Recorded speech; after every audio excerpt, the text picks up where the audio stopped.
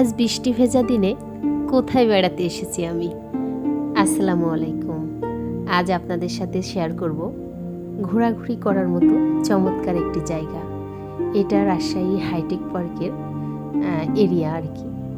Hi tech পার্কের যে lake আছে, লেকের চারিপাশ দিয়ে অসাধারণ একটি রাস্তা আর ঝিরিঝিরি বৃষ্টি। এর ভিতরে আমি চারিপাশ দিয়ে এই রাস্তা দিয়ে ঘুরে ঘুরে দেখতেছিলাম প্রাকৃতিক সৌন্দর্যটা। আসলে এই রাস্তা দিয়ে হাঁটার সময় আমার মাথায় একটা চিন্তা আসলো, সেটা হচ্ছে আমাদের জীবনের গতিপথটা। আমাদের জীবনে চলার পথে আমরা অনেক বাধা অতিক্রম করতে হয় আমাদের। আসলে যদি সহজভাবে বলি তাহলে আমাদের চলার পথটা কিন্তু এমনই আঁকাবাঁকা।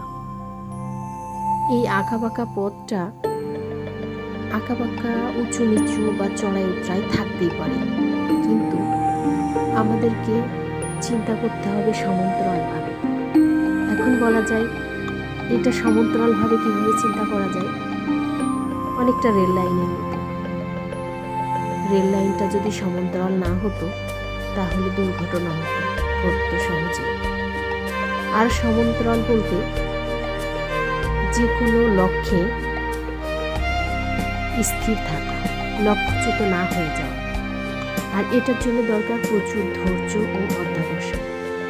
আমরা যদি ধৈর্য এবং অধ্যবসায়ের সাথে আমরা যে কোনো পরিস্থিতির মোকাবেলা করি তাহলে আমরা অবশ্যই সফল হব।